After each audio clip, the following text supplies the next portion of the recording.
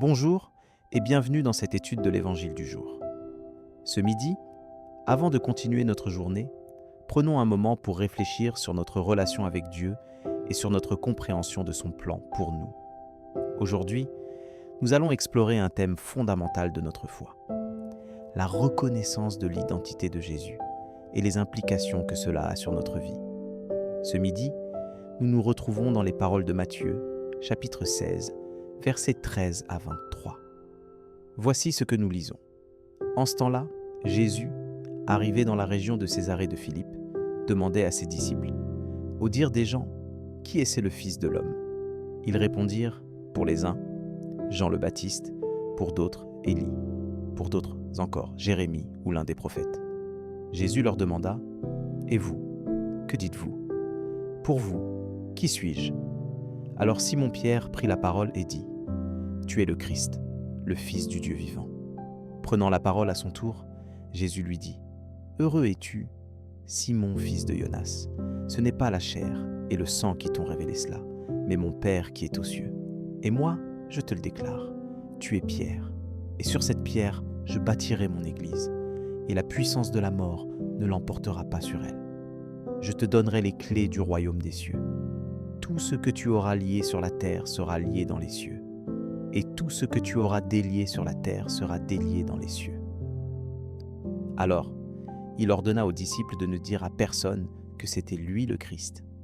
À partir de ce moment, Jésus commença à montrer à ses disciples qu'il lui fallait partir pour Jérusalem, souffrir beaucoup de la part des anciens, des grands prêtres et des scribes, être tué, et le troisième jour, ressuscité. Pierre, le prenant à part, se mit à lui faire de vifs reproches. « Dieu t'en garde, Seigneur, cela ne t'arrivera pas. » Mais lui, se retournant, dit à Pierre, « Passe derrière moi, Satan. Tu es pour moi une occasion de chute. Tes pensées ne sont pas celles de Dieu, mais celles des hommes. » Cette partie de l'évangile de Matthieu nous met face à une question fondamentale. Qui est Jésus pour nous ? La réponse de Pierre, « Tu es le Christ, le Fils du Dieu vivant », est une déclaration de foi qui a des implications profondes sur notre relation avec Dieu et notre compréhension de son plan de salut. Dans notre vie quotidienne, nous sommes souvent confrontés à des défis et des luttes qui nous obligent à réfléchir sur notre identité et notre but. Nous nous demandons qui nous sommes, pourquoi nous sommes ici et quel est le sens de notre existence. La parole de Dieu nous offre des réponses à ces questions. Elle nous rappelle que nous sommes créés à l'image de Dieu, que nous sommes aimés et que nous avons une mission à accomplir. Selon Jean 3,16, « Car Dieu a tant aimé le monde qu'il a donné son Fils unique afin que quiconque croit en lui ne périsse point, mais qu'il ait la vie éternelle. » Cette promesse nous offre un espoir et un réconfort dans les moments difficiles. Elle nous rappelle que nous ne sommes pas seuls et que Dieu est toujours avec nous. Mais comment mettons-nous en pratique cette compréhension de l'identité de Jésus et de son amour pour nous ? Comment appliquons-nous cette foi dans notre vie quotidienne ? La réponse se trouve dans les paroles de Jésus lui-même. « Aimez-vous les uns les autres comme je vous ai aimés. » Jean 15,12. C'est en aimant les autres et en les servant que nous pouvons montrer notre amour pour Dieu et mettre en pratique notre foi. Avant de conclure, prenons un moment pour réfléchir sur ce que nous avons appris aujourd'hui.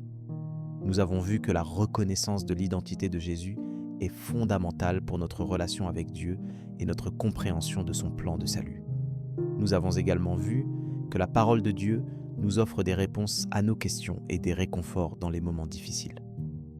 Je voudrais maintenant te proposer de conclure par une prière.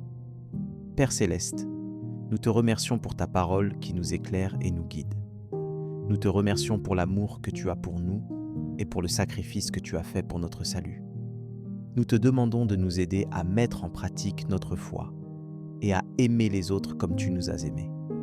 Nous te demandons de nous donner la force et la sagesse pour affronter les défis de la vie et pour rester fidèles à ta parole. Nous te remercions pour ta présence dans nos vies et pour l'espoir que tu nous donnes.